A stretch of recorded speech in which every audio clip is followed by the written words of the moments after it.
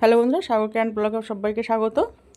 আজকে বানাবো মিষ্টি একটা রেসিপি এনেছি, ল্যাংচা। দেখতে পেয়েছেন এখানে 1 কাপ দুধ নিলাম,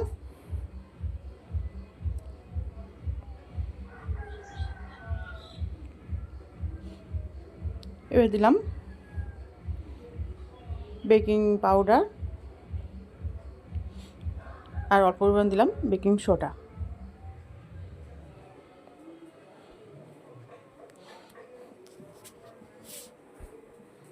আর দিলাম কয়েকটি এলাচের দানা। দিয়ে সমস্ত উপকরণ ভালোভাবে মিশিয়ে নেব।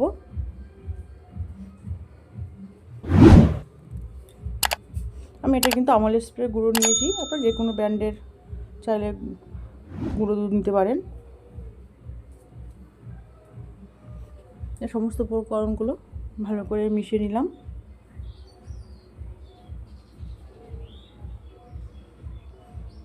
বেকিং পাউডার বেকিং সোডা ভালো করে না মেশালে কিন্তু মিষ্টিটা ভালোভাবে ফুলবে না।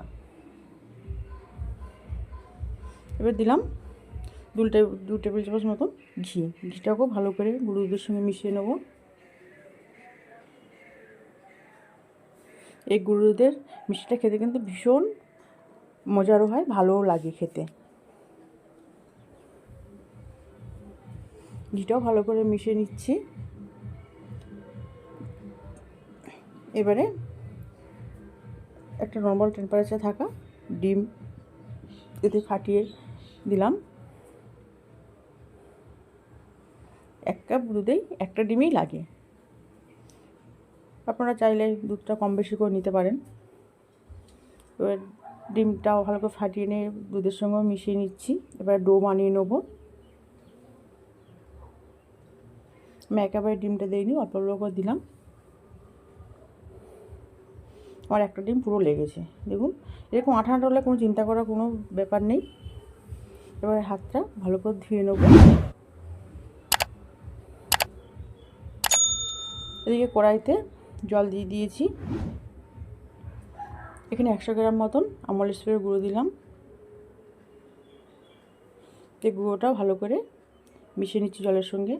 জলটা কিন্তু হাই টেম্পারেচার রাখলে হবে না, জাস্ট নর্মাল গরম থাকবে, সেই সময় দুধটা দিতে হবে। আর দিলাম পরিমাণ মতন চিনি।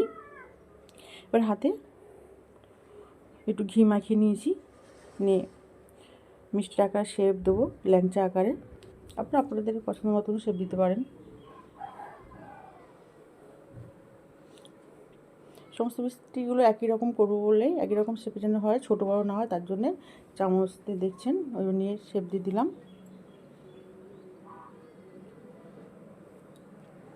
আবারও চামচ ভর্তি করে নিচ্ছি, গোল করে লম্বা আকারে শেপ দিচ্ছি।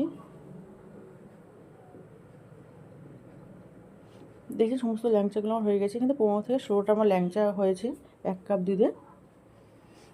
দুধ দেখে ফুটে গেছে। এই সময় আমি সমস্ত ল্যাংচাগুলো দিয়ে দিচ্ছি, দিয়ে এটাকে ঢেকে 15 থেকে 20 মিনিট রাখবো। রাখলে কিন্তু মিষ্টিটা অলরেডি খাবার জন্য রেডি হয়ে যাবে।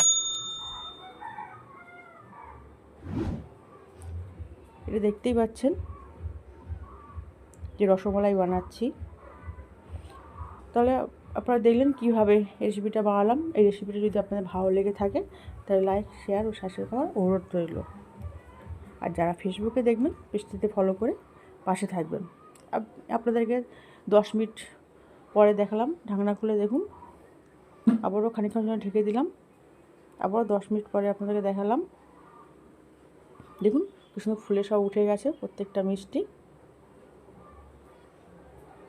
এবার আরও কিছুক্ষণের জন্যে আমি ঢেকে রেখে দেবো।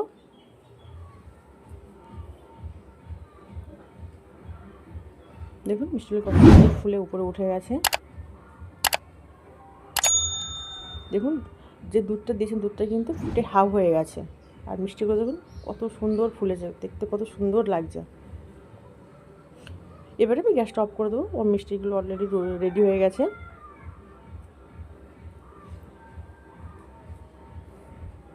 প্রত্যেকটা ল্যাংচা আমি নাড়িয়ে দিলাম আস্তে আস্তে করে, বেশি জোরে নাড়ালে কিন্তু ভেঙে যাবে। এবার বন্ধ করে ঠান্ডা হওয়ার পর অপেক্ষা করো, তারপরে খাওয়ার জন্য রেডি।